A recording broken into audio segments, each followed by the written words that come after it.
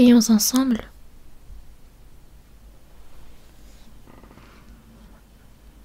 Dieu notre Père, qui est miséricordieux et qui nous aime, nous vivions éloignés de toi dans notre péché, mais tu as eu pitié de nous, et quand nous ne te connaissions pas, toi, Seigneur, tu es mort à notre place, et par ton sang précieux que tu as versé, tu nous as lavés de nos péchés éternellement, afin que nous ne recevions plus jamais ton jugement. Et tu nous donnes l'espérance éternelle d'entrer dans ton royaume des cieux. Merci. En cette heure, par ton sang précieux, nous qui avons été lavés par ce sang, nous sommes réunis ici pour apprendre ta parole, pour te louer. Et tu nous permets de communier dans ce troupeau saint. Merci. Enseigne-nous et donne à chacun la grâce dont nous avons besoin.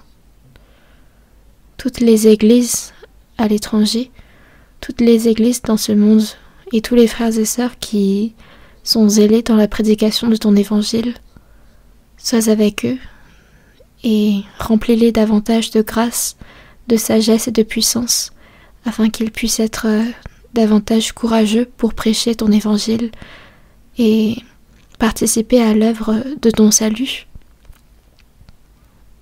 Sois également avec tous ceux qui sont dans la maladie physique ou alors spirituelle. Rétablis-les afin qu'ils puissent vivre avec zèle pour toi.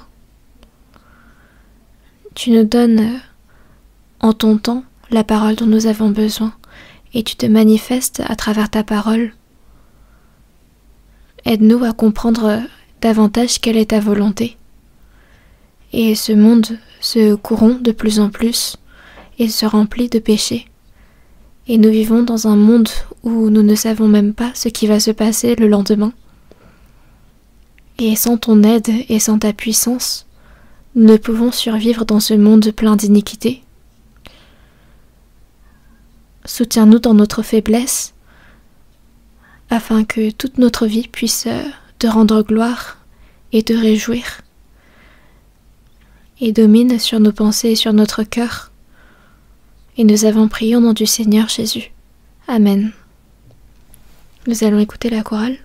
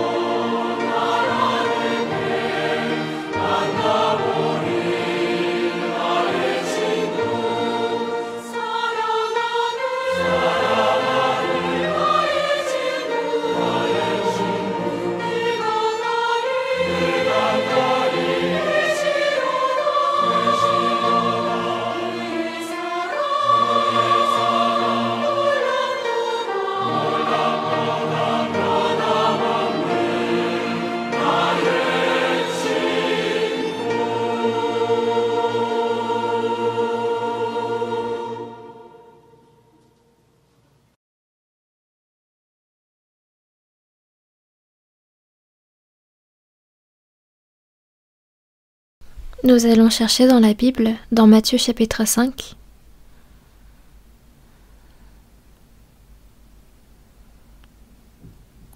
C'est dans Matthieu chapitre 5.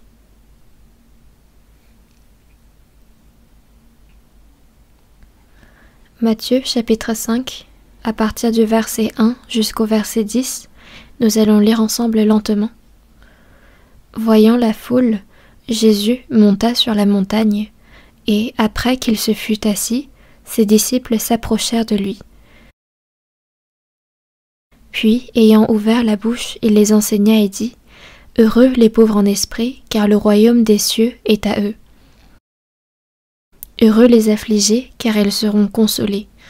Heureux les débonnaires, car ils hériteront la terre. Heureux ceux qui ont faim et soif de la justice, car ils seront rassasiés. Heureux les miséricordieux, car ils obtiendront miséricorde. Heureux ceux qui ont le cœur pur, car ils verront Dieu. Heureux ceux qui procurent la paix, car ils seront appelés fils de Dieu. Heureux ceux qui sont persécutés pour la justice, car le royaume des cieux est à eux. »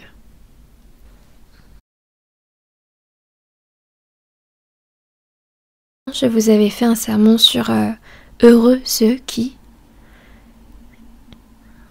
et à travers la Bible, nous pouvons voir quels sont ceux à qui Dieu donne sa bénédiction. Et c'est pourquoi je souhaite que nous apprenions attentivement sur cette parole. Parce que certes, il est bon que tous puissent recevoir la bénédiction, mais beaucoup ne savent quelle est cette bénédiction et comment la recevoir.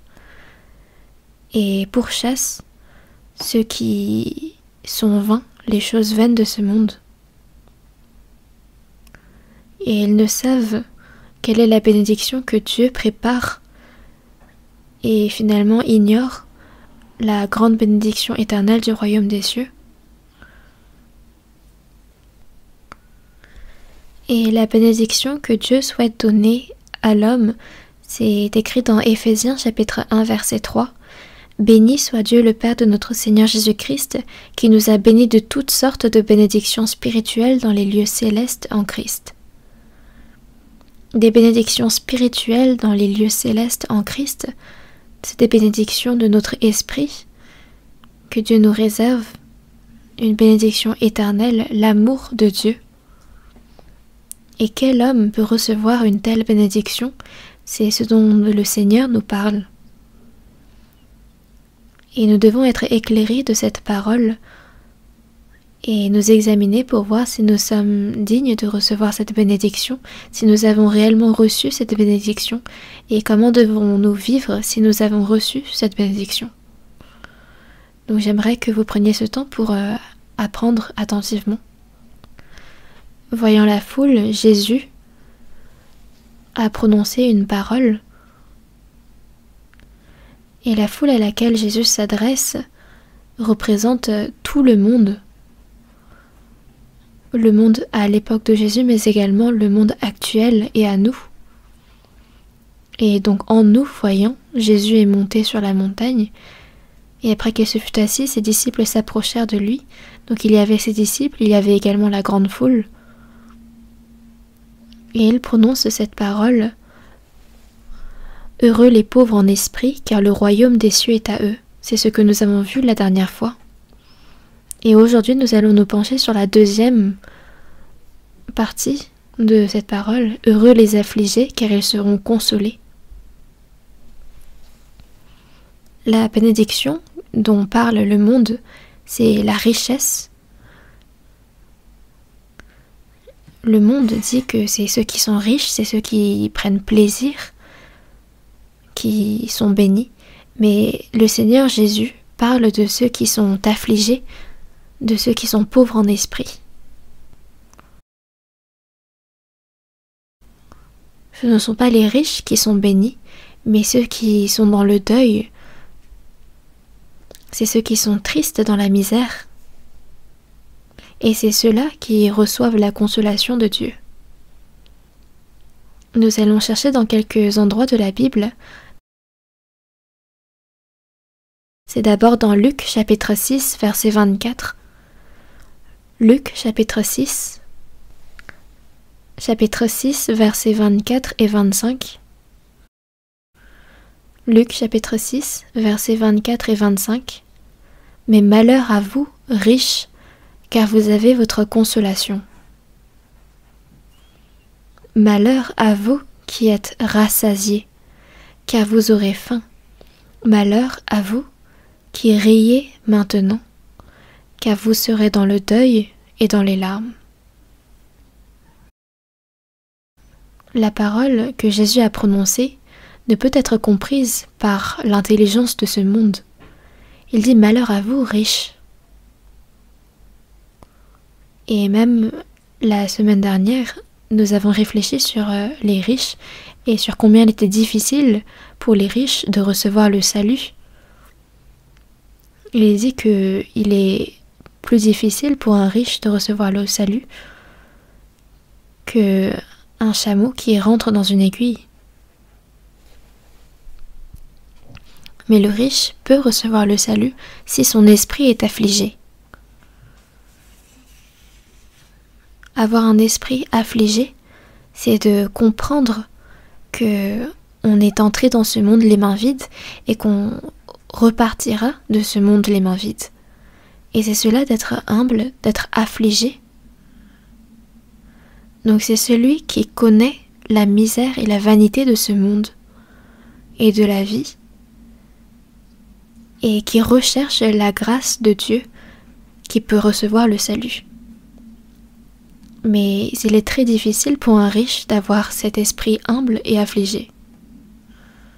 Et donc d'être riche charnellement, c'est de ne pas se rendre compte de la pauvreté de son esprit. Et ils n'ont même pas le temps de réfléchir à où va son âme après la mort. Et ils se reposent sur leur propre argent et non pas sur la grâce de Dieu. Et c'est pourquoi il est difficile pour les riches de recevoir ce salut. Et nous le ressentons dans notre quotidien, n'est-ce pas? Et c'est pourquoi Jésus dit « Mais malheur à vous, riches, car vous avez votre consolation. » Car toute la richesse que Dieu veut donner à l'homme, ils l'ont déjà reçue dans ce monde. Et quand on regarde dans Luc chapitre 16, on voit que le riche et Lazare sont tous morts. Lazare est entré dans les bras d'Abraham et Lazare, lui, est entré dans le séjour des morts. Il était tellement en proie au tourment qu'il s'est écrié à Abraham. Il dit « Envoie Lazare pour qu'il trempe le bout de son doigt dans l'eau et me rafraîchisse la langue. » À quel point souffrait-il qu'il a prié Abraham de lui envoyer Lazare pour qu'il lui trempe le bout de son doigt dans l'eau? Et voici la réponse de Jésus. Toi, tu as reçu tes biens pendant ta vie, tu as été consolé tout le long de ta vie, alors que Lazare, lui, a eu ses maux pendant la sienne. Et c'est pourquoi, maintenant, il est consolé et toi, tu souffres. Et ensuite, il dit « Malheur à vous qui êtes rassasiés, car vous aurez faim. Malheur à vous qui riez maintenant, car vous serez dans le deuil et dans les larmes. »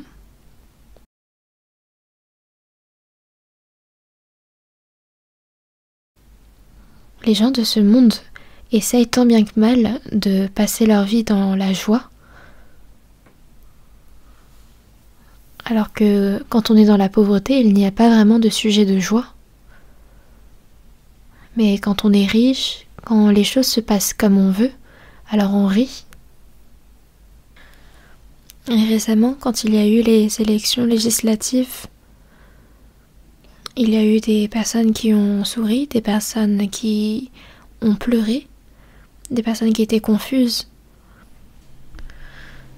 Mais de pleurer, de se réjouir, c'est des sentiments sur le moment, mais les personnes restent en prise sur cet instant.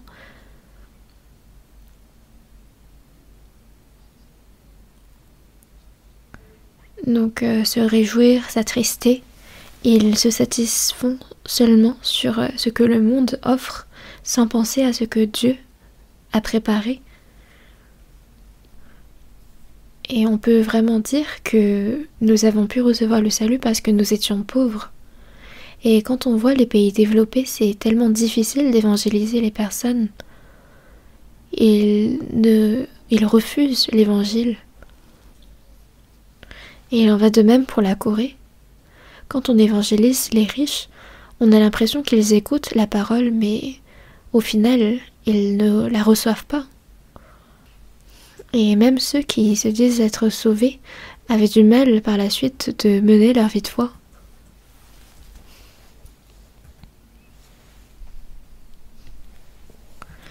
Il est dit heureux les affligés. Et aujourd'hui, nous allons nous pencher sur ce qu'est être affligé.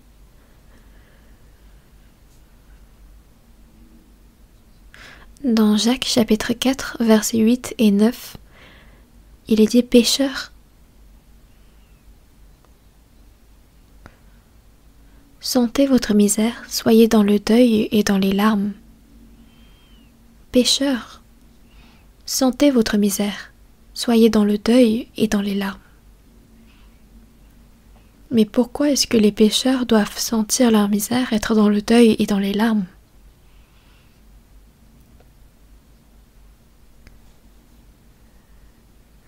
C'est parce qu'il faut savoir être triste de ce qui nous attend plus tard par son péché.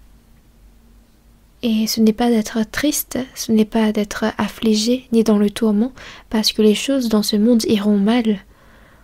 Mais c'est que à cause de ces péchés, il y a le jugement effrayant, le jugement éternel et la colère de Dieu qui nous attend. Et c'est pourquoi il nous faut être triste. Et quand on regarde dans Psaume chapitre 51 verset 7, il y a le roi d'Israël, David, qui a commis un grand péché. Il a commis le péché de l'adultère. Et pour cacher ce péché, il a commis également le péché du meurtre.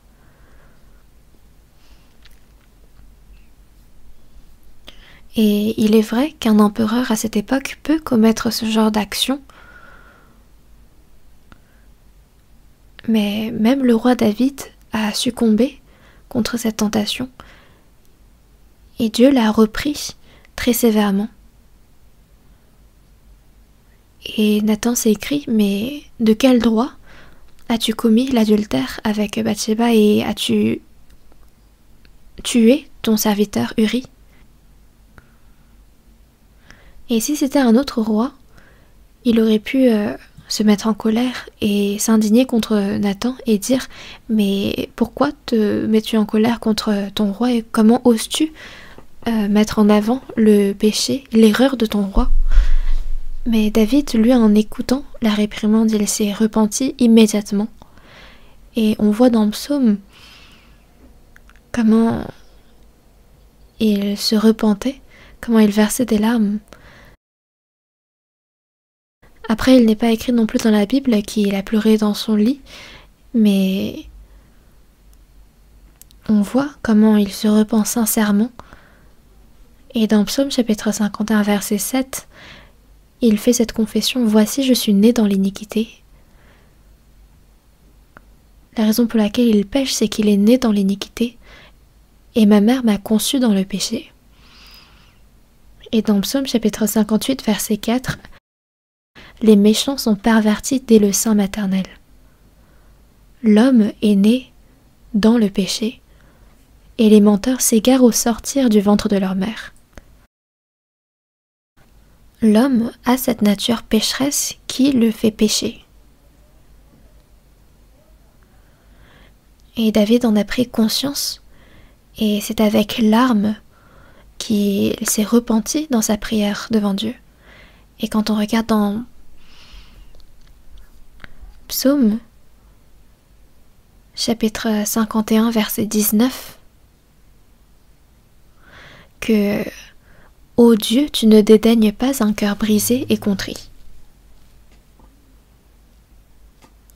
Dieu ne dédaigne pas un cœur brisé et contrit, un cœur qui se repent de son péché. Dieu, au contraire, le pardonne. Et dans Psaume chapitre 34 verset 19, il est dit que l'Éternel est près de ceux qui ont le cœur brisé et il sauve ceux qui ont l'esprit dans l'abattement, ceux qui ont le cœur brisé, ceux qui ont le cœur brisé à cause de son péché. C'est ceux-là que Dieu sauve. Et quand on regarde dans Psaume chapitre 59 verset 2, Dieu souhaite écouter la prière des hommes, mais ce sont vos crimes qui mettent une séparation entre vous et votre Dieu. C'est parce qu'en nous il y a ce péché que même si Dieu souhaite écouter l'homme, il ne l'écoute pas. C'est parce qu'il y a le péché, le crime entre Dieu et l'homme. Et dans Romains chapitre 3 verset 23, « Car tous ont péché et sont privés de la gloire de Dieu. » La raison pour laquelle Dieu a formé l'homme, c'est pour qu'il partage sa gloire et pour qu'il entre dans ce royaume des cieux. Mais par le péché, l'homme a formé lui-même une barrière, une séparation entre lui et Dieu. Et dans Romains chapitre 6 verset 23, « Car le salaire du péché c'est la mort. » Et on parle ici d'une mort éternelle. Et quand on connaît ce fait, qu'est-ce qu'il faut faire? On ne sait pas quand on va mourir. Et quand on va mourir, si on sait que on va avoir ce jugement éternel qui nous attend, est-ce qu'on peut se satisfaire de ce monde? Nous ne pouvons que faire le deuil. Et c'est pourquoi dans Proverbes chapitre 28, verset 13, il est dit « Celui qui cache ses transgressions ne prospère point, mais celui qui les avoue et les délaisse obtient miséricorde. » Celui qui cache ses transgressions ne prospère point devant Dieu, mais celui qui les avoue et les délaisse obtient miséricorde. D'obtenir miséricorde, c'est de recevoir le pardon de ses péchés, d'être sauvé. C'est pourquoi l'homme, pour recevoir la grâce, le pardon de ses péchés devant Dieu, il doit absolument avoir ce cœur qui confesse ses péchés, qui les avoue et les délaisse. Nous allons chercher dans Ésaïe chapitre 57. Ésaïe chapitre 57, verset 15, versets 15 et 16. Ésaïe chapitre 57, versets 15 et 16. Car ainsi parle le Très-Haut, dont la demeure est éternelle et dont le nom est saint. J'habite dans les lieux élevés et dans la sainteté, mais je suis avec l'homme contrit et humilié, afin de ranimer les esprits humiliés, afin de ranimer les cœurs contrits. Je ne veux pas contester à toujours, ni garder une éternelle colère, quand devant moi tombent en défaillance les esprits, les âmes que j'ai faites. Le Très-Haut qui habite dans les lieux élevés et dans la sainteté, celui dont la demeure est éternelle, celui dont le nom est saint, c'est Dieu qui parle. Dieu dit « J'habite dans les lieux élevés dans la sainteté », mais encore qu'il est avec l'homme contrit et humilié. Il est à la fois dans les lieux élevés, dans la sainteté, mais il est à la fois avec ceux qui vivent dans ce monde avec un cœur contrit et humilié.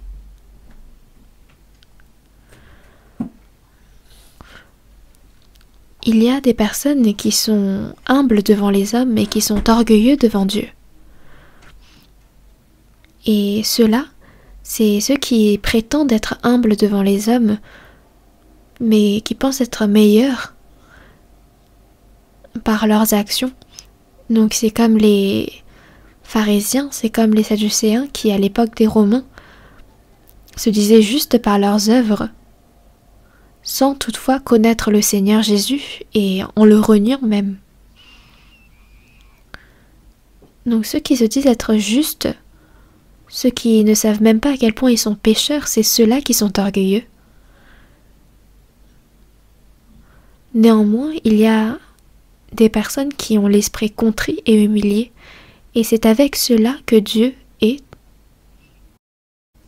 Et c'est ceux qui ont l'esprit humilié, C'est ceux qui ont le cœur contrit que Dieu sauve. Je ne veux pas contester à toujours, ni garder une éternelle colère. Et par le péché de l'homme et du monde, il permet à tous la maladie, la pauvreté, les changements climatiques, mais il ne conteste pas à toujours.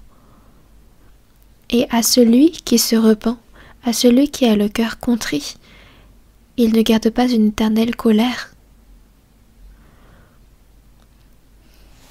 Il ne veut pas que mon esprit connaisse la destruction.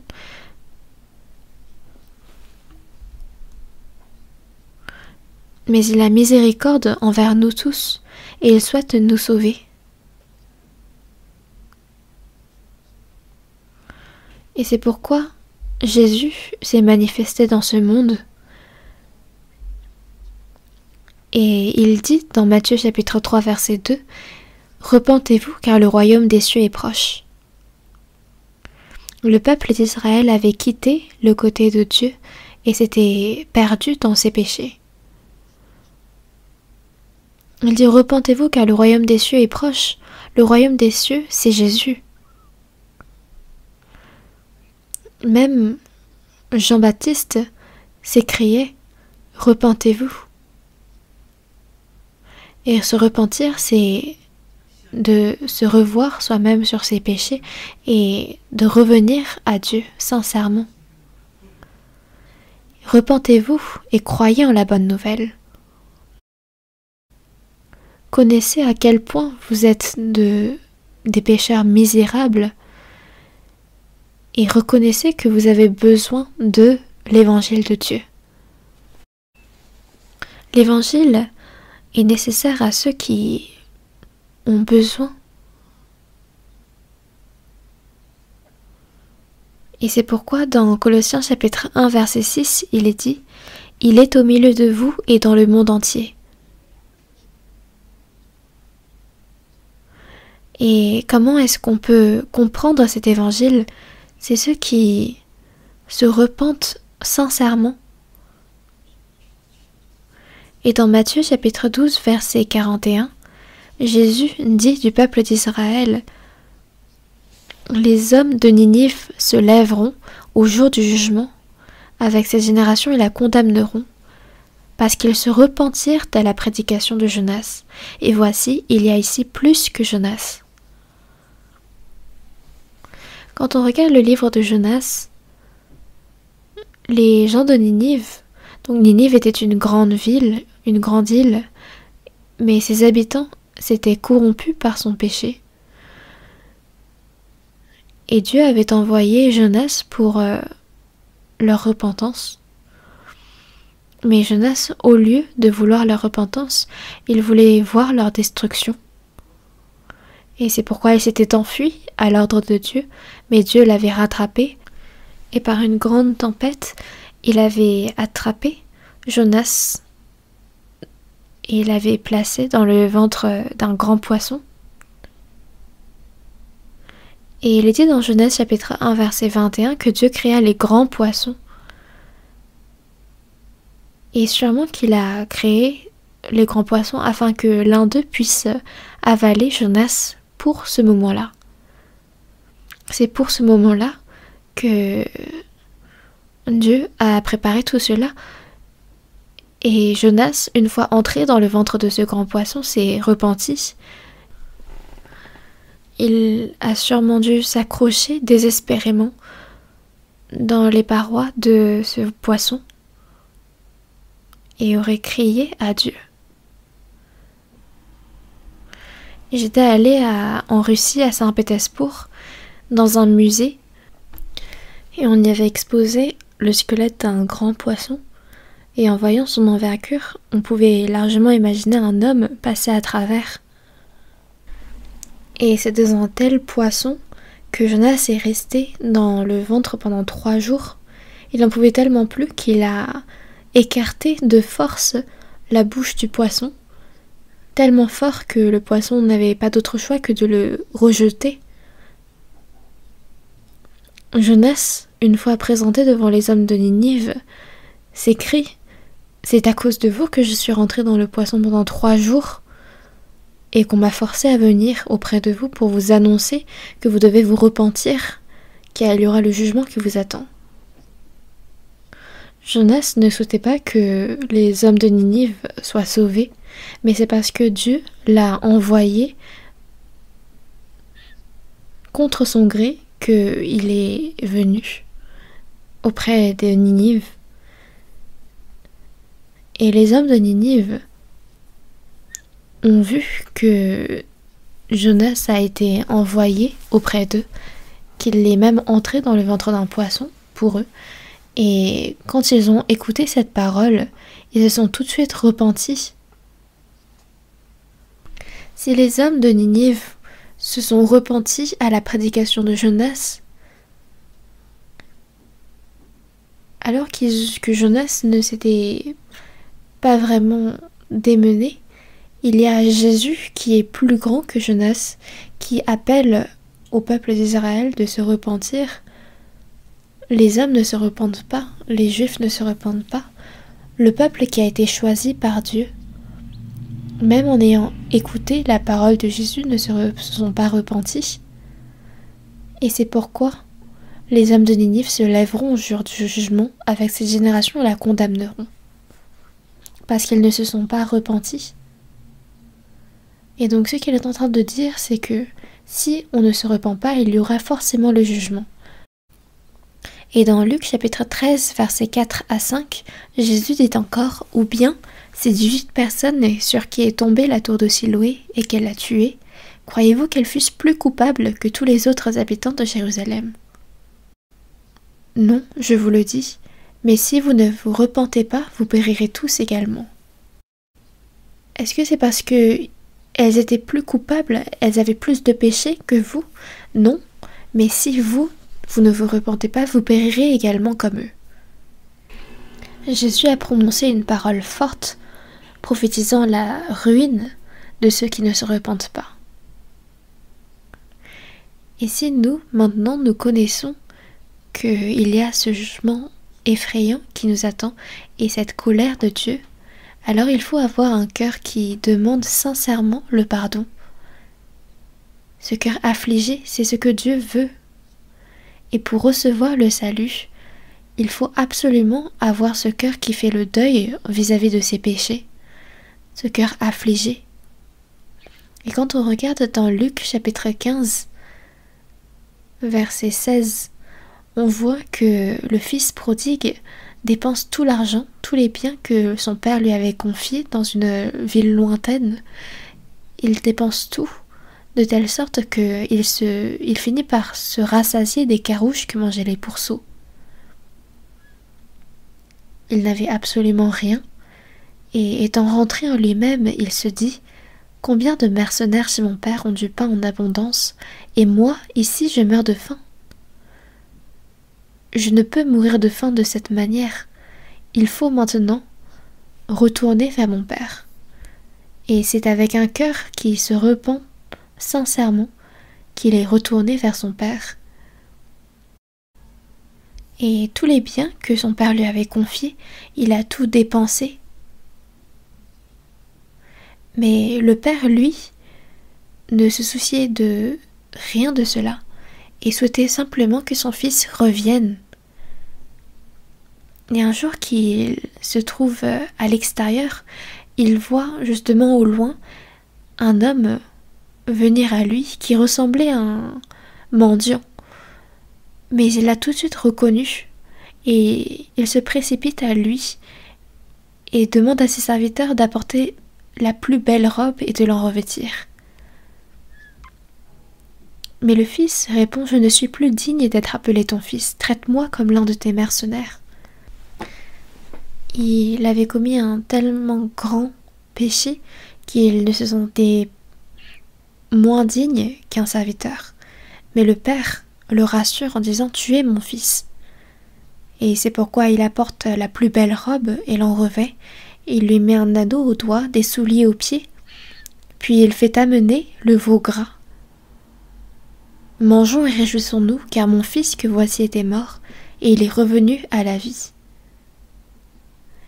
Et c'est pour montrer à quel point Dieu est heureux quand un pécheur se repent et revient à lui. Et à ce pécheur qui revient à lui, il l'en revêt de sa plus belle robe, il lui met un anneau au doigt, des souliers aux pieds. Et cela signifie de ne plus jamais quitter le Père. Et à la place de ce fils prodigue qui était revenu à lui, il a tué ce veau gras. Et pour nous, pécheurs, qui ne méritions rien, Dieu a fait périr son Fils unique à notre place. Le fils prodigue est retourné aux côtés de son père. Il a été accepté de nouveau comme étant son fils. Mais il ne faut pas que ce temps passé en deuil soit trop long. Il ne faut pas que le fils prodigue reste éternellement dans le deuil et dans la misère. Mais il faut reprendre courage et se résoudre à revenir auprès de son père. Pour se repentir, il faut se réexaminer de ses péchés, mais également revenir. Même Judas Iscario s'était réexaminé sur ses péchés. Après avoir livré Jésus pour ses 30 pièces d'argent, il se repentit et il jette les pièces d'argent dans le temple, il s'est retiré et combien s'était-il lamenté et avait versé des larmes, se sentant coupable de la mort de Jésus. Mais il est finalement allé en enfer. Pourquoi? Parce qu'il s'était repenti, mais il n'était pas revenu vers le Seigneur. Ce n'est pas seulement de rester affligé dans le deuil et dans ses larmes, mais c'est de revenir que de se repentir totalement. Il faut vite revenir et ne pas rester dans le deuil et dans les larmes. C'est de se repentir de ses péchés et de revenir dans les bras de notre Seigneur Dieu que de se repentir. Et dans Actes chapitre 2 versets 38 et 39, Pierre dit « Repentez-vous et que chacun de vous soit baptisé au nom de Jésus-Christ pour le pardon de vos péchés, et vous recevrez le don du Saint-Esprit. » Et ce jour-là, il y a 3000 personnes qui se sont repenties et qui ont reçu le salut. C'est ce qui est marqué dans Actes chapitre 2. Et il est dit que chacun de vous soit baptisé au nom de Jésus-Christ pour le pardon de vos péchés.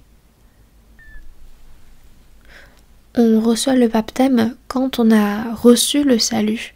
Donc c'est après avoir reçu le pardon de nos péchés qu'on est baptisé pour témoigner que l'on est bien né de nouveau au nom de Jésus-Christ. Et donc c'est une fois avoir reçu le salut qu'on reçoit ce baptême.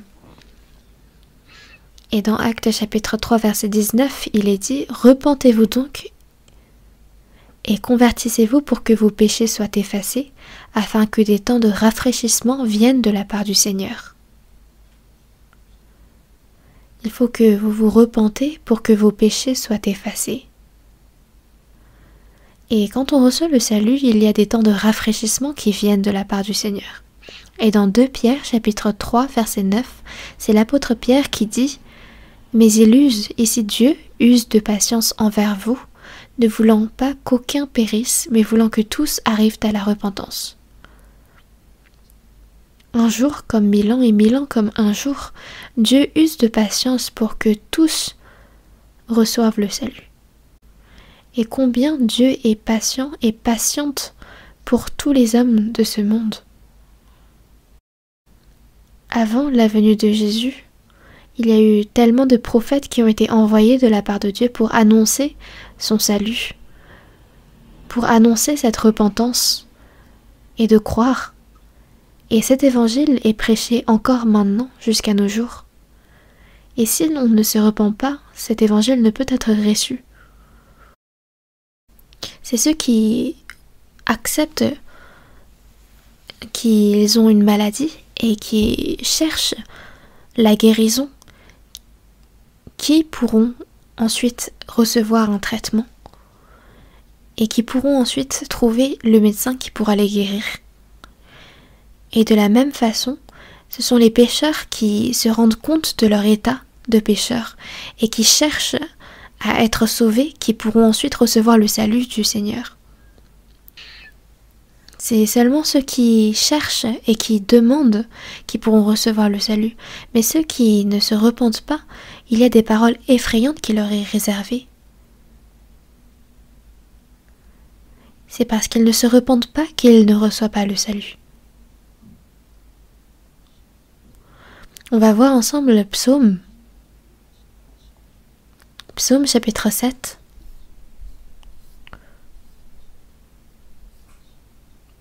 C'est du verset 13. Psaume chapitre 7, du verset 13 au verset 14. Je vais lire. Si le méchant ne se convertit pas, il aiguise son glaive, il bande son arc et il vise. Il dirige sur lui des traits meurtriers, il rend ses flèches brûlantes. Si le méchant ne se convertit pas, c'est l'homme qui est ennemi de Dieu par son péché, parce qu'il quitte les saints de Dieu. Et il ne se convertit pas, il ne se repent pas. Alors que Dieu attend, il patiente 1000 ans comme un jour, et un jour comme 1000 ans. Et pendant ces 2000 ans d'humanité, le méchant ne se convertit pas, alors il aiguise son glaive. J'avais entendu une parole effrayante. En fait, un homme était monté sur une montagne et la nuit est venue. Et parce qu'il faisait nuit, il trouvait un endroit où pouvoir dormir en sécurité. Et il a trouvé au loin une lumière. Donc c'était une maison où un homme habitait. Il a toqué à sa porte et a demandé à loger pendant une nuit. L'homme a accepté et il lui a même donné de quoi se nourrir. Donc l'homme qui voyageait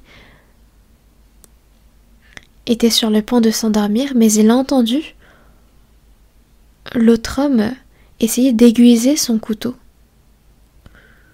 Et cet homme disait « Ah, ça a l'air bon, ça a l'air délicieux. » À quel point ça devait être effrayant pour ce voyageur. En fait, c'est une histoire un peu bizarre. Mais ici, il est dit que c'est Dieu qui aiguise son glaive contre les pécheurs qui ne se repentent pas. Il aiguise son glaive. Il bande son arc et il vise. À ceux qui ne se repentent pas, Dieu bande son arc et il vise. C'est une parole tellement effrayante. Il aiguise son glaive, il bande son arc et il vise. Ensuite, il dirige sur lui des traits meurtriers. Donc, il prépare des moyens de tuer celui qui ne se repent pas. Et il rend ses flèches brûlantes. On parle de flèches de feu et on sait déjà ce que c'est. Dans les guerres, on utilisait autrefois des flèches de feu et ceux qui étaient frappés de ces flèches mouraient instantanément. Et encore, ça c'était il y a des années, mais là maintenant c'est des missiles nucléaires. Est-ce que vous avez vu les nouvelles de ce matin ? Actuellement, au Moyen-Orient, il y a eu la guerre qui a éclaté entre Israël et l'Iran. La situation est grave. Israël a attaqué l'ambassade d'Iran avec des missiles et il y a eu 5 grandes figures politiques qui sont mortes. Alors que Israël, ça devrait connaître les conséquences de ces attaques.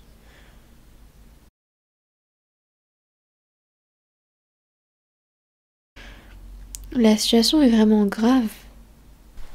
Et quand on regarde dans Ézéchiel chapitre 38, vers la fin, il est dit que quand la Russie va s'attaquer à Israël, il y aura Iran qui va prendre les devants de la guerre. Dans la Bible, l'Iran, c'est l'ancienne Perse. Le nom du pays a été changé en Iran au cours de l'histoire de l'humanité. Et tous les pays du Nord et la Russie communiste vont s'attaquer en Israël à la fin du monde.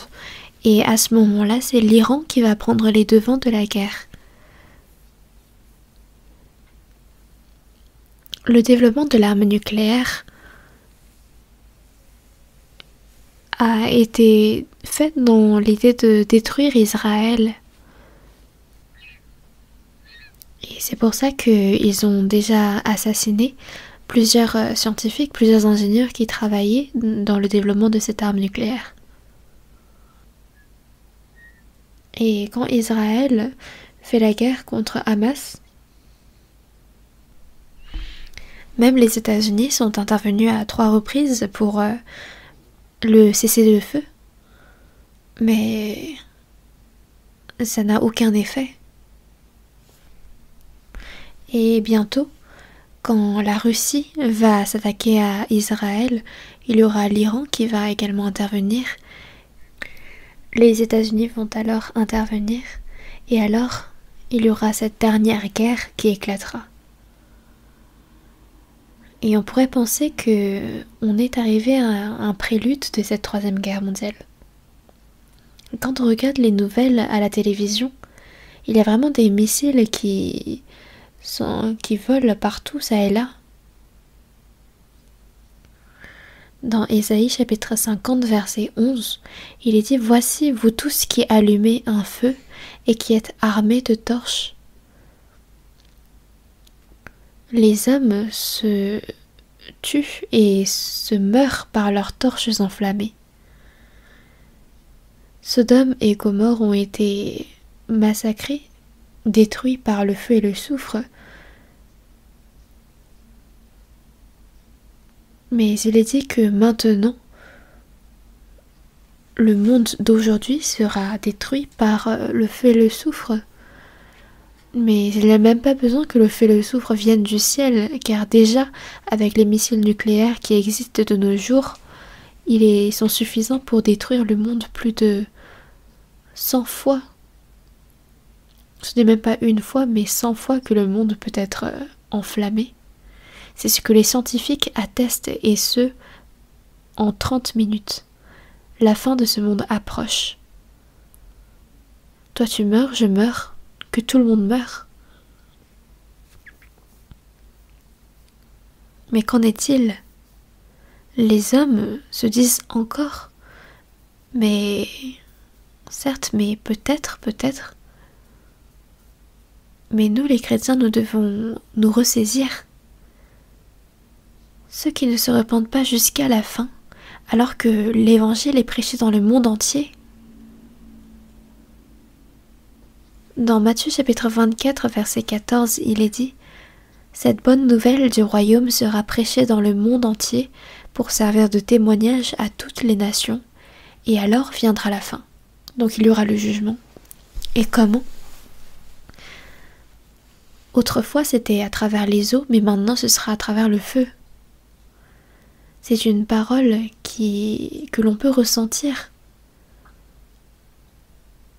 Tout a été préparé, la fin de toute chose est proche. Et les hommes vont aller au milieu de leur feu et de leurs torches enflammées. Mais les hommes de ce monde n'y pensent pas, ne se posent pas pour réfléchir et vivent en pensant que ce monde va durer des milliers d'années encore. Et ils poursuivent des choses vaines de ce monde, en cherchant la joie ici, alors que il nous faut nous préparer à déménager au royaume des cieux. Mais il y a des personnes qui ont reçu le salut mais qui ne se ressaisissent pas. Et c'est pourquoi dans 1 Pierre chapitre 4 verset 7, il est dit: la fin de toute chose est proche. Soyez donc sages et sobres pour vaquer à la prière.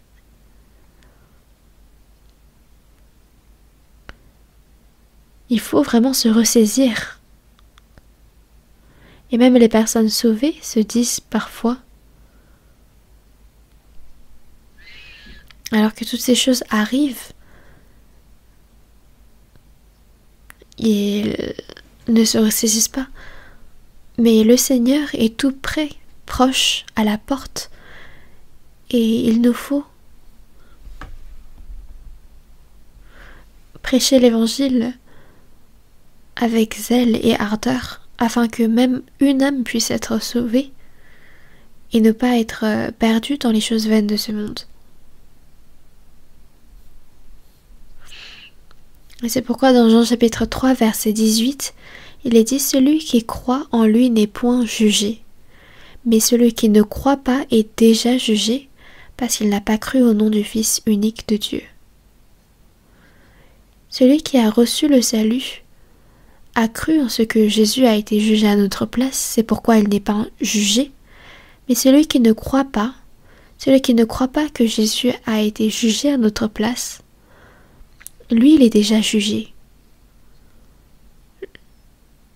La sentence de mort a été déjà prononcée.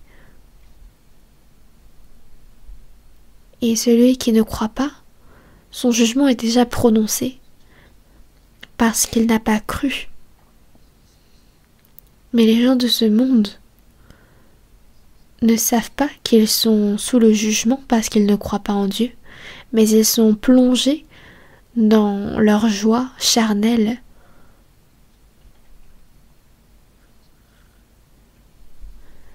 Et veulent oublier le destin tragique qui les attend après leur mort.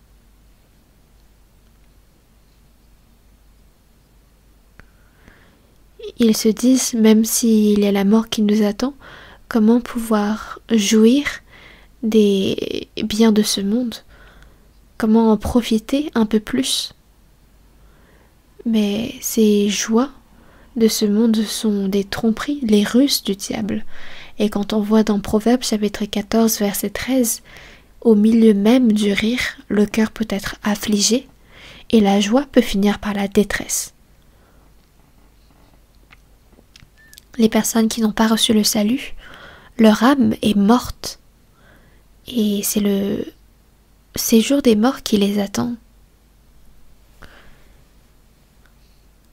Est-ce qu'il y aurait vraiment une réelle joie au milieu d'eux, alors que leur esprit est affligé,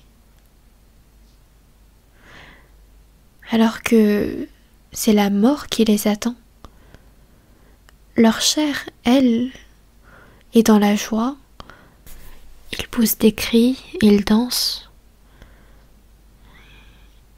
et c'est sûrement pour ignorer les cris de leur âme.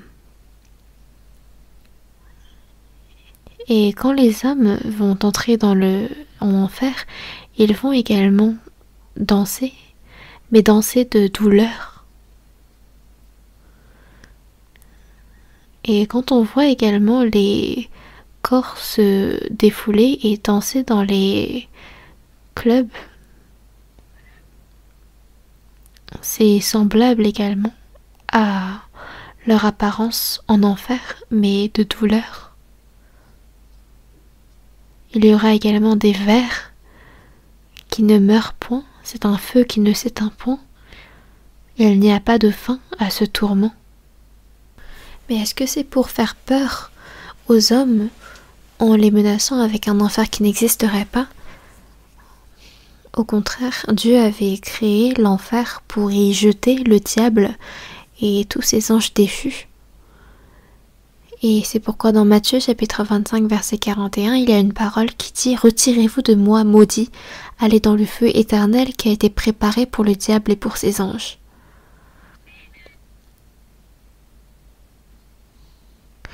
Et Jésus dit dans Luc chapitre 7 verset 32, « Ils ressemblent aux enfants assis dans la place publique et qui, se parlant les uns aux autres, disent « Nous vous avons joué de la flûte et vous n'avez pas dansé. » Alors qu'on joue de la flûte, on devrait danser, mais il reste immobile. Et quand nous vous avons chanté des complaintes, vous n'avez pas pleuré. Alors que Jean-Baptiste était venu du désert en s'écriant « Repentez-vous », il s'est écrié jusqu'à s'égosiller, mais les Juifs l'insultaient simplement. Ils disaient « Il est fou ». Le Fils de l'homme est venu, mangeant et buvant, et il dit « C'est un mangeur et un buveur, un ami des publicains et des gens de mauvaise vie. » Jésus est en train de jouer de la flûte de l'Évangile, et en le voyant, il fallait se réjouir car il est venu pour nous pécheurs. Mais les pharisiens, le voyant manger et boire, et le traiter comme un mangeur et un buveur, un ami des publicains et des gens de mauvaise vie. Et ceux qui ne se repentent pas et qui ne sont pas affligés par leurs péchés ne connaissent pas non plus la joie du salut.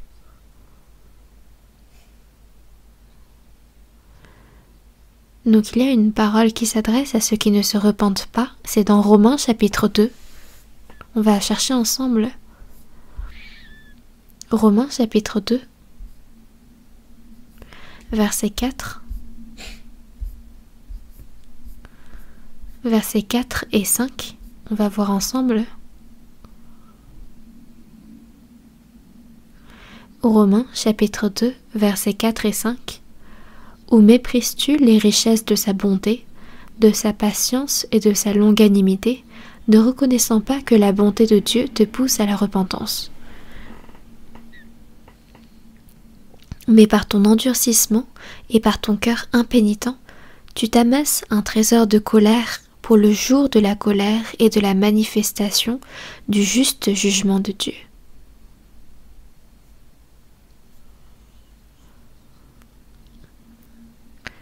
Les richesses de sa bonté, c'est la miséricorde de Dieu qui a pitié de nous. Tu ne reconnais donc pas la bonté de Dieu qui te pousse à la repentance? Alors que Dieu nous pousse à la repentance, alors qu'il use de bonté, de patience et de longanimité envers nous, méprises-tu tout cela?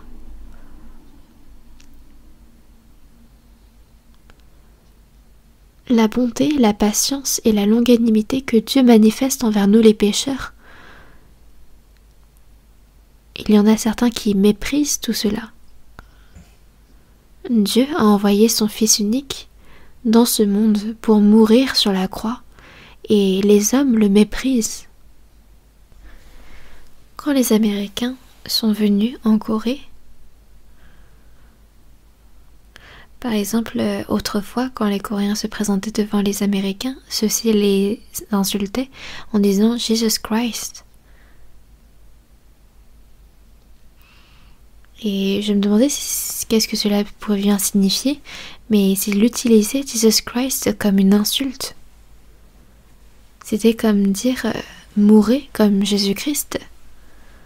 Et en fait, ils utilisent ce nom pour insulter, pour maudire, alors que c'est eux les maudits. C'est vraiment incroyable.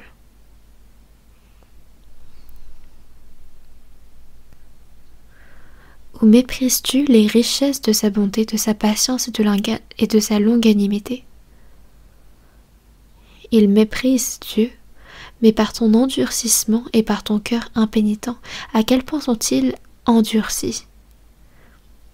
Alors qu'on leur dit « crois, écoute et crois », certains répondent « non, moi je ne croirai pas. Et si je dis ne pas croire, alors je ne croirai pas jusqu'au bout, jusqu'à la mort. »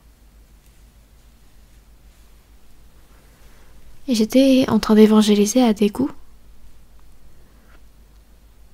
Il y avait la femme qui avait reçu le salut, toute sa famille, à part le mari qui, lui, s'était endurci. Et qui disait « Je ne recevrai pas le salut, je ne croirai pas ». Et il avait un jour attrapé une maladie et a été hospitalisé. Et c'est juste avant de mourir qu'il s'est repenti devant Dieu et qui a reçu le salut. Et c'est entouré de toute sa famille qui l'a finalement rendu l'âme. Mais heureusement, la fin était bonne. Mais l'endurcissement est tellement dangereux, car par ton endurcissement et par ton cœur impénitent, tu t'amasses un trésor de colère pour le jour de la colère et de la manifestation du juste jugement de Dieu. À quel point le péché de celui qui est endurci est grand, que dans Jean chapitre 8 verset 24, Jésus dit « C'est pourquoi je vous ai dit que vous mourrez dans vos péchés, car si vous ne croyez pas ce que je suis, vous mourrez dans vos péchés. Si vous ne croyez pas que je suis Jésus-Christ, vous mourrez dans vos péchés. »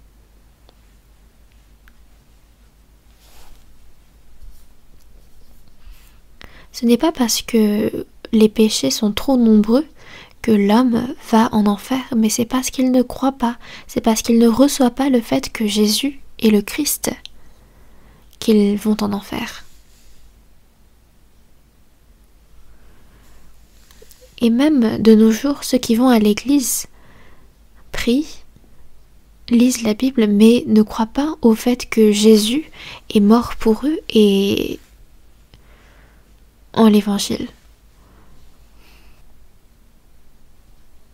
Mais pourquoi ils ne croient pas?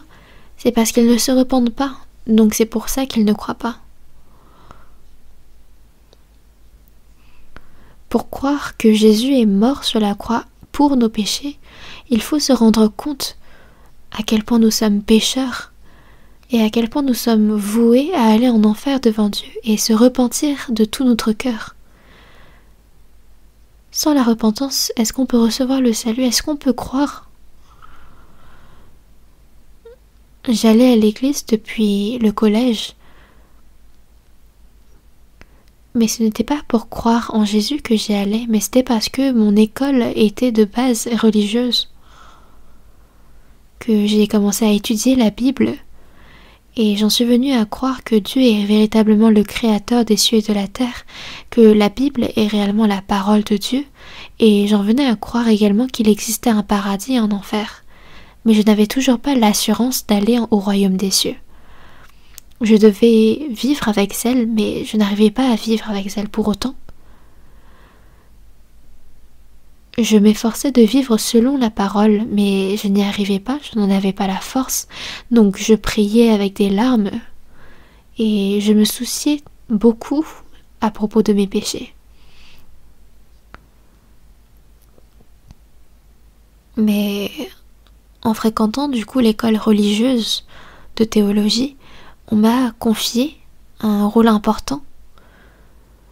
Et parce que j'étais encore jeune, il y avait énormément de jeunes également dans l'église. Et j'en suis venue à apprendre un jour que je n'étais pas réellement née de nouveau. Et Jésus lui-même avait dit que pour entrer dans le royaume de Dieu, il faut naître de nouveau. Recevoir le salut, naître de nouveau et recevoir la vie éternelle, c'est la même chose. Et pour entrer dans le royaume des cieux, il faut naître de nouveau en Jésus-Christ. Il y a un jour où la chair naît et il y a également un jour pour la naissance de notre esprit. Et avant que je connaisse cela, il n'y avait aucun moment dans ma vie où mon esprit est né de nouveau. J'allais à l'église, je louais Dieu, je versais des larmes pour lui, mais rien n'était semblable à cette notion de naître de nouveau. Et finalement, j'ai compris que je ne suis jamais née de nouveau. Mais il y a eu un pasteur qui était venu prêcher l'évangile. J'écoutais ce qu'il disait et il s'était écrié à un moment: êtes-vous né de nouveau? C'était une parole que j'avais écoutée pour la première fois. Et il y a un jeune homme qui était assis au milieu, qui me regarde, il me fixe du regard et il me dit: assistant, monsieur l'assistant, est-ce que vous êtes né de nouveau également? Et je me souviens encore maintenant du choc que j'avais ressenti à ce moment-là. Est-ce que c'est une question qu'il faut me poser en plein milieu du sermon? Et du coup, je lui avais un peu répondu précipitamment: oui, bien sûr. C'est ainsi que je lui ai répondu, tout simplement. Mais je n'avais plus du tout envie de prêcher de nouveau, parce que je n'avais pas moi-même l'assurance du salut. Et c'est pourquoi j'étais tourmentée en silence. Mais c'est le 30 octobre 1962, à 18h du soir, que j'ai compris au fond de moi-même quel était l'évangile et j'ai reçu le salut. Je suis née de nouveau. Mais c'est parce que j'étais tourmentée et parce que je me souciais de mon âme que Dieu m'a permis de recevoir le salut. Dans 2 Corinthiens, chapitre 7, verset 10,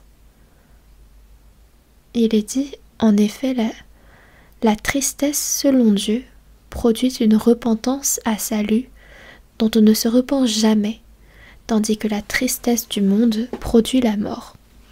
Il y a une tristesse selon Dieu. Une tristesse selon Dieu produit une repentance à salut dont on ne se repent jamais. Et qu'est-ce que la tristesse selon Dieu? C'est de comprendre à quel point on est pécheur devant Dieu, et c'est de demander, de prier la grâce de Dieu. Et nous avons besoin de cette tristesse. Et alors, elle produira une repentance à salut dont on ne se repent jamais. Tandis que la tristesse du monde produit la mort. La tristesse du monde produit la mort. Même ceux qui ont reçu le salut, même en ayant reçu le salut, s'ils vivent une vie qui n'est pas selon la volonté de Dieu, il faut se repentir. Alors qu'on a reçu le salut selon la volonté de Dieu, il faut continuer à vivre selon la volonté de Dieu, afin que vous discerniez quelle est la volonté de Dieu, ce qui est bon, agréable et parfait. C'est en quoi consiste notre vie de foi après le salut. Mais si on vit une vie selon notre propre chair, alors il faut se repentir, se réexaminer soi-même et revenir à Dieu. Et il faut se repentir et ressentir cette tristesse pour se repentir si nous ne vivons pas selon la volonté de Dieu. Et revenir à Dieu avec courage. Que je vive dans la tristesse, que je vive dans la pauvreté, il ne faut pas vivre de façon si misérable, mais vivre selon la volonté de Dieu avec droiture et justesse, jusqu'à ce que le Seigneur revienne. Judas Iscario a certes versé des larmes, mais il ne s'est pas complètement repenti, n'est-ce pas? Et c'est pourquoi, selon ce que Jésus dit, malheur à l'homme par qui le Fils de l'homme est livré, mieux vaudrait pour cet homme qu'il ne fût pas né. S'il n'était pas né, il ne serait pas allé en enfer. Mais quand Jésus est mort sur la croix, il y a eu 2 malfaiteurs qui étaient crucifiés avec lui à ses 2 côtés. Et quand Jésus était en train de verser son sang sur la croix et qu'il souffrait, il disait: Père, pardonne-leur car ils ne savent ce qu'ils font. Alors que Jésus le Seigneur souffrait en versant son sang sur la croix, il a adressé cette prière concernant ceux qui l'insultaient, l'injuriaient et lui montraient du doigt. Et les malfaiteurs qui étaient crucifiés à ses côtés l'ont injurié également, en disant: N'es-tu pas le Christ? Alors que cet homme, supposé sans péché, pourquoi mourrait-il? Alors qu'il prie Dieu de pardonner ceux qui sont en train de l'injurier, qui est-il? Et il y en a un qui a véritablement compris qui était cet homme, ce Jésus qui mourait pour les pécheurs, alors qu'il n'avait aucun péché. Donc l'un de ces malfaiteurs a changé de cœur tout à coup. L'autre, lui, continuait à insulter Jésus en disant « N'es-tu pas le Christ? Sauve-toi toi-même et sauve-nous également. » Et même en mourant, ce malfaiteur continue à injurier Jésus-Christ et à le tenter. Jésus, de son vivant sur cette terre, a guéri les malades, il a fait voir les aveugles, il a guéri les boiteux. Mais toi, tu ne peux pas te sauver toi-même. Et l'autre malfaiteur a sévèrement réprimandé l'autre en disant « Ne crains-tu pas Dieu, toi qui subis la même condamnation ?» C'est parce qu'il y a un jugement éternel après la mort que cet homme qui n'a pas de péché est en train de mourir pour nous. Pour nous, c'est justice car nous recevons ce qu'on a mérité. Mais celui-ci n'a rien fait de mal, et ne vois-tu pas cela? Et ensuite, il s'adresse à Jésus en disant « Souviens-toi de moi, Seigneur, quand tu viendras dans ton règne. » Et si j'étais Jésus, moi je l'aurais insulté en disant « Mais toi qui ne vaux pas mieux que rien, toi qui as commis des crimes toute ta vie, comment oses-tu t'adresser à moi et faire une telle demande ?» Si j'étais à la place de Jésus, j'aurais parlé de cette façon, mais Jésus, lui, n'a pas réagi de cette façon et a dit « Aujourd'hui, tu seras avec moi dans le paradis. » Et celui qui a fait la joie du Seigneur, c'était ce malfaiteur. Et dans Luc chapitre 15, verset 7, il est dit « Il y aura plus de joie dans le ciel pour un seul pécheur qui se repent. » Et ce malfaiteur, juste avant de mourir, s'est repenti et a demandé le pardon à Jésus. Et Jésus, lui a accordé le pardon instantanément. Et juste avant de mourir, c'est celui qui a reçu le salut le plus vite. C'est celui qui a reçu le salut en premier après que Jésus soit mort sur la croix. Cet homme s'est repenti juste avant sa mort. Un malfaiteur, en mourant,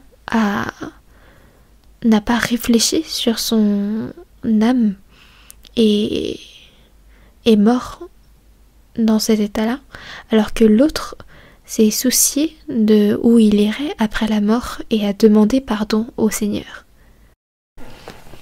Donc vous pensez que ce malfaiteur qui s'est repenti est allé au royaume des cieux? Oui, il y est allé, c'est une chose sûre. Celui qui ne réfléchit pas profondément sur son péché et ne se repent pas ne peut recevoir le pardon des péchés. Car il a commis ce péché de ne pas revenir à Dieu. Et dans la Bible, il y a plein de paroles qui appellent à revenir auprès de Dieu. Dans Ésaïe chapitre 44 verset 22, « J'efface tes transgressions comme un nuage et tes péchés comme une nuée. Reviens à moi, car je t'ai racheté. » J'ai effacé tes transgressions, donc il suffit pour toi de revenir à moi. Mais il y a même des personnes qui vont à l'église qui ne reviennent pas à Dieu. Nous étions voués à mourir éternellement. Mais il y a même dans ce monde des personnes qui sont atteintes de maladies physiquement et qui souhaitent obtenir la guérison pendant des années. Et s'il existait un médecin qui pouvait le guérir, ce serait tellement bien, mais pour notre âme et pour cette mort éternelle qui nous attend, il y a le Seigneur et sa grâce qui existent. Mais c'est parce qu'on n'a pas ce cœur qui se repent et qui cherche le pardon. C'est pour cela qu'on ne peut pas recevoir le salut. Et dans Ésaïe chapitre 1 verset 18, il est dit « Venez et plaidons, dit l'Éternel, si vos péchés sont comme le cramoisi, ils deviendront blancs comme la neige. » Ils disent « Venez et plaidons », mais les pécheurs ne reviennent pas. Alors que Dieu pardonne n'importe quel péché.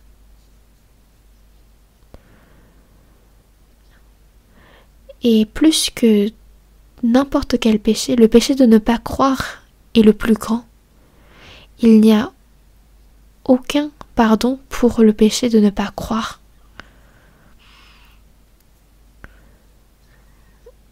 La croix de Jésus a pardonné tous les péchés.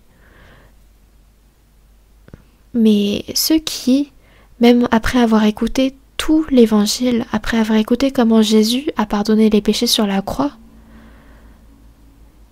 et qui se disent « mais je suis encore jeune, donc ce sera sûrement 2 ans avant que je meure, que je réécouterai et que je me mettrai à croire ».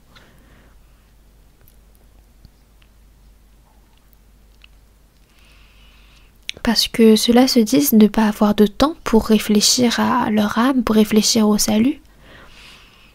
Mais ils se tournent entièrement sur les soucis de l'argent, sur les soucis du plaisir charnel. Mais ceux qui ont des désirs portés sur ces choses-là ne pourront recevoir le salut, car ils ne se sont pas repentis. Ceux qui ne se repentent pas ne peuvent recevoir le salut. Donc il y a ce péché de ne pas revenir à Dieu. Heureux les affligés, car ils seront consolés. Ici, quelle est cette consolation dont on parle? On ne parle pas ici de la consolation vue par le monde. On ne parle pas d'une consolation comme, par exemple, liée au souci du travail. Une personne qui a perdu son travail pourrait penser, en regardant cette parole, d'être rassurée, d'être consolée. Mais est-ce que c'est de cela qu'on parle? Par exemple, par un accident soudain, toute la famille est morte.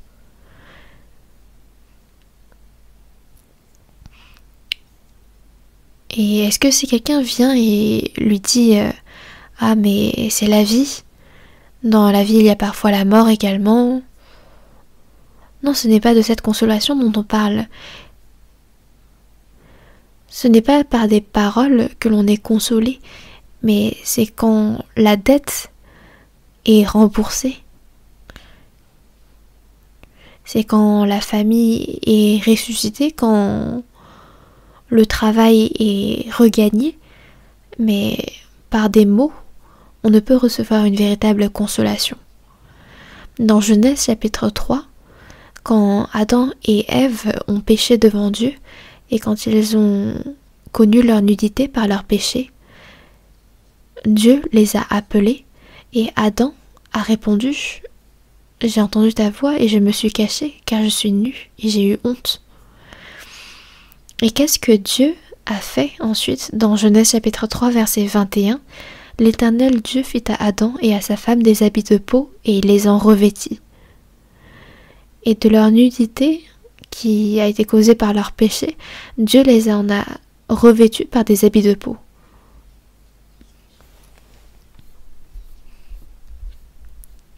Et cela reflète comment Jésus est mort sur la croix et a couvert nos péchés par son sang. Et il a donné à Adam et Ève, mais également aux pécheurs, cette voie de repentance et cette voie qui mène au pardon des péchés. Je ne veux pas contester à toujours ni garder une éternelle colère quand devant moi tombent en défaillance les esprits, les âmes que j'ai faites. Et selon cette même promesse, qu'il a faite également dans Ésaïe chapitre 43 verset 25, c'est moi qui efface tes transgressions pour l'amour de moi, et je ne me souviendrai plus de tes péchés. Dans Ésaïe chapitre 40 versets 1 et 2, il dit également « Consolez, consolez mon peuple, dit votre Dieu, que sa servitude est finie, que son iniquité est expiée, qu'elle a reçu de la main de l'Éternel au double de tous ses péchés. » Donc consoler, mais comment? Comment consoler son peuple? C'est de lui dire que sa servitude est finie. Et à l'Occident, s'il n'y a pas de... sauf exception, la sentence de mort est terminée. Elle a disparu. Mais il y a par exemple des sentences d'emprisonnement pendant 50 ans maximum, d'autres qui doivent servir 300 ans de prison parfois. Mais imaginez, c'est le pécheur qui est voué à aller en enfer. Pas 50 ans, pas 100 ans, mais c'est pour l'éternité qu'il doit aller en enfer. Et on lui dit à ce pécheur, ta servitude est finie, ton iniquité est expiée. À ce criminel, on lui dit, ta servitude est finie. Et ton châtiment, ton jugement est enlevé. À quel point ce criminel doit être heureux. Mais ce genre de choses n'arrive pas dans ce monde. Mais Dieu, lui, dit que sa servitude est finie, que son iniquité est expiée, qu'elle a reçu la main de l'Éternel au double de tous ses péchés. Si j'étais endettée de 10 000, ce serait de 20 000. Si j'étais endettée de 1 milliard, ce serait de 2 milliards que Dieu me rend. Et dans Hébreux chapitre 9, verset 12, il est dit « Mais avec son propre sang, ayant obtenu une rédemption éternelle. » Et dans Hébreux chapitre 10, verset 12, lui, après avoir offert un seul sacrifice pour les péchés, s'est assis pour toujours à la droite de Dieu. C'est donc une rédemption éternelle par le sang de Jésus. Et il n'y a aucun péché qui n'est pas pardonné par ce sang précieux. Et dans Hébreux chapitre 10, verset 17, il est dit « Je ne me souviendrai plus de leurs péchés, ni de leurs iniquités. » Lui, après avoir offert un seul sacrifice pour les péchés, c'est dans le passé. Il ne se souviendra plus de leurs péchés ni de leurs iniquités. Il n'y a plus besoin, comme dans l'Ancien Testament, que le peuple d'Israël répète ses offrandes chaque année. Car là où il y a pardon des péchés, il n'y a plus d'offrande pour le péché. Et il n'y a pas de plus grande consolation que cette vérité.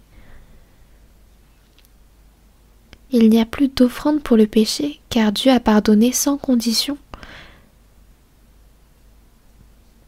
Et quand on regarde dans Luc chapitre 18, il y a 2 hommes qui montèrent au temple pour prier. L'un était pharisien, l'autre publicain.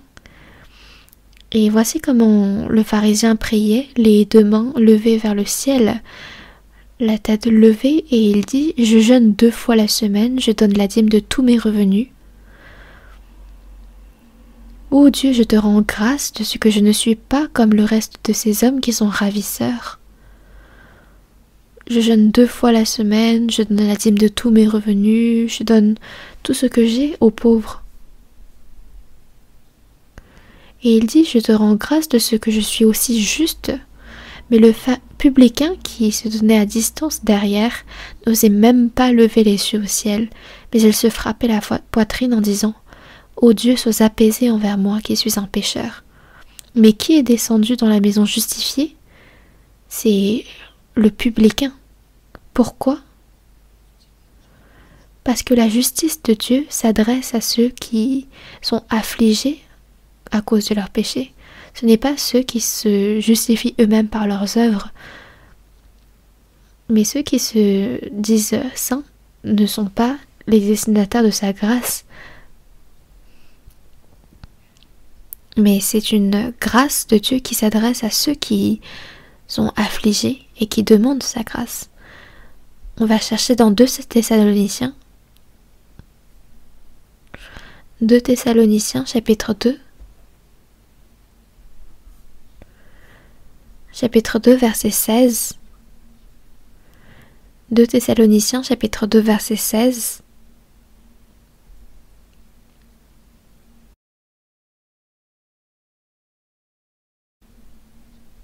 Nous allons lire ensemble que notre Seigneur Jésus-Christ lui-même est Dieu notre Père qui nous a aimés et qui nous a donné par sa grâce une consolation éternelle et une bonne espérance. Encore le verset 17, console vos cœurs et vous affermisse en toute bonne œuvre et en toute bonne parole.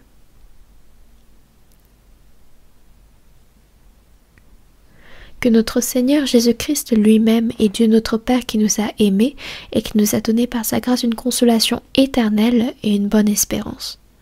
Ici on parle d'une consolation éternelle et d'une bonne espérance que Dieu nous donne par son amour. Il donne une consolation éternelle à ceux qui le recherchent sincèrement. Et à ceux-là, il leur donne une consolation éternelle et une bonne espérance. Il console leur cœur. Et ceux qui reçoivent justement cette promesse et cette grâce du salut, c'est à eux que s'adresse 1 Pierre chapitre 1 versets 3 et 4. Béni soit Dieu le Père de notre Seigneur Jésus-Christ, qui selon sa grande miséricorde nous a régénérés pour une espérance vivante, par la résurrection de Jésus-Christ d'entre les morts, pour un héritage qui ne peut ni se corrompre, ni souiller, ni flétrir, lequel vous est réservé dans les cieux. Et dans 1 Pierre chapitre 1 versets 8 et 9, on parle ici de se réjouir d'une joie ineffable et glorieuse, parce que vous obtiendrez le salut de vos âmes pour prix de votre foi. Cette joie ineffable et glorieuse par laquelle Dieu nous a sauvés de nos péchés. Cette consolation éternelle, cette bonne espérance, cette joie que Dieu nous a donnée dans notre cœur, il faut s'en souvenir et vivre avec cette espérance et cette consolation. Ceux qui n'ont pas reçu le salut, ils souhaitent ardemment qu'ils aient un cœur de deuil vis-à-vis de leurs péchés et qu'ils reçoivent cette consolation. Et la semaine prochaine, à travers la retraite de printemps que nous aurons, je crois en ce que ce sera une occasion pour le salut de nombreuses âmes encore, et j'aimerais que tous puissent participer à cette œuvre. Nous allons prier. Dieu notre Père qui est miséricordieux, nous vivions loin de toi dans nos péchés, mais tu as eu pitié de nous et tu nous as aimés. Et Jésus est mort à notre place, il a versé son sang précieux et nous a pardonné éternellement alors que nous n'en étions pas dignes. Merci. Toi qui nous as donné cette consolation et cette espérance éternelle, aide-nous à vivre une vie qui te rend grâce et qui te rend gloire. Soutiens-nous et guide-nous à travers notre vie. Et que à travers cette retraite de printemps qui aura lieu la semaine prochaine, permet que de nombreuses âmes puissent être sauvées et qu'ils puissent retourner à toi en se repentant de tout leur cœur. Et nous avons prié au nom du Seigneur Jésus. Amen.